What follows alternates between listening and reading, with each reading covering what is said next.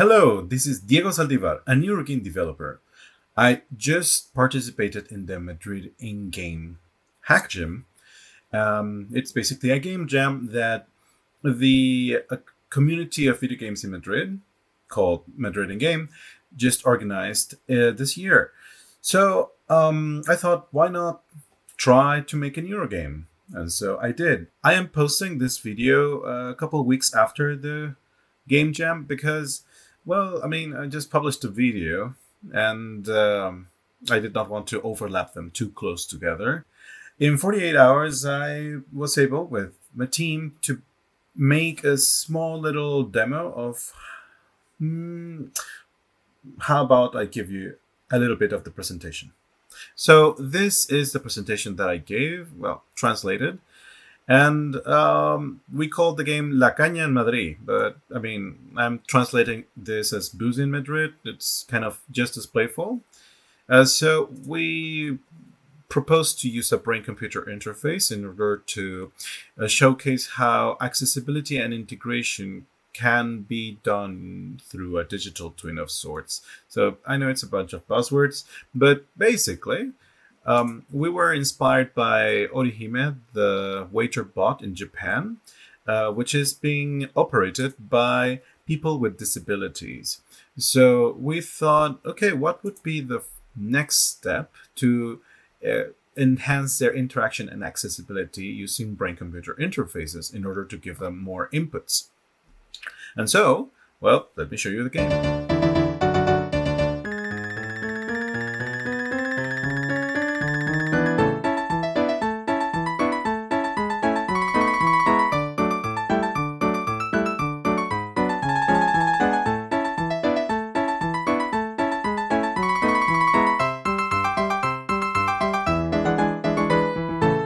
I published this Neuro game in itch.io. If you want to play it, you can just go to the link below. And so basically that's it. Frankly, the topic at hand was a little bit outside of what I had initially planned. I wanted to make a game about magic so that I could use the state of mind, but given the topic of the city, it was a little bit difficult to go magical when you were supposed to talk about how the city may look like in the future. So magic was a little bit out of the question. Also, we did want to implement some more stuff, such as moving people, for instance, or floating gardens. And there was also this plan to use the calm measure to speed up or slow down time.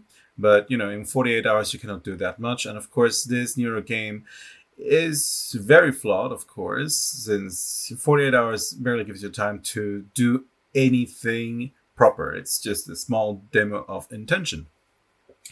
So, yeah, I also learned that, well, using the gyroscope can be a little bit of a pain in the neck.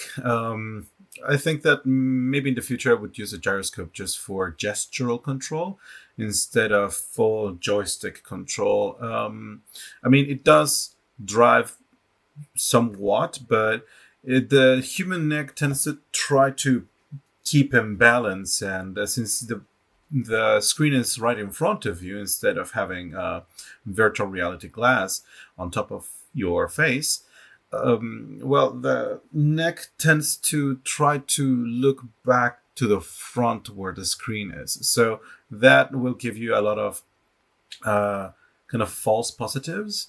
I really tried to kind of account for that, but still, I mean, using the gyroscope, it requires, I believe, weeks and months of trying to create a tool that's comfortable for the neck. Also, people try moving their neck at different speeds. I have seen some people go very slow. Some people try to just go very fast. But both these movements, even though I'm using all kinds of thresholds and dampeners and multipliers, well, it still, every human moves their neck differently. So, of course, that would make a game respond to inputs differently. So yeah, it just needs a lot of research and development when it comes to ergonomics of play. I mean, when you're using a VR headset, it's easier because, again, the screen is right in front of you all the time.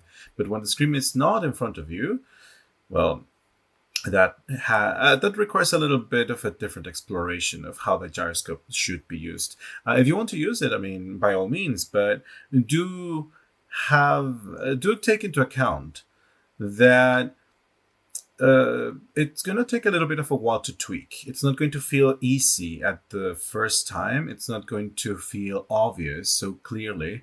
You need to do a lot of programming and layering all kinds of mathematical formulas just to have a model of neck movement that responds satisfactorily to your game. So yeah, that's what I learned there. And I think that next time I make a neuro game, it's going to be a little bit more focused on what I would actually want to do.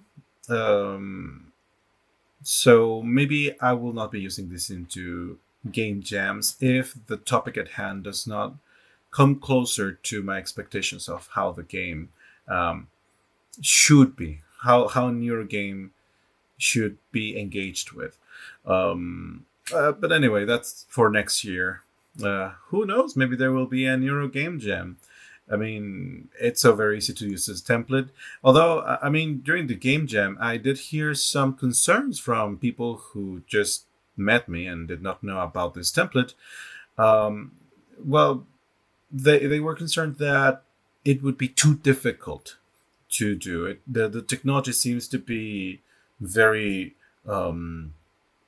daunting, but it's not. I assure you, it's as easy as getting inputs from the controller, and then you just have to deal with them as you would with analog inputs from a controller. And with that, I thank you very much. I will be seeing you next year. Take care.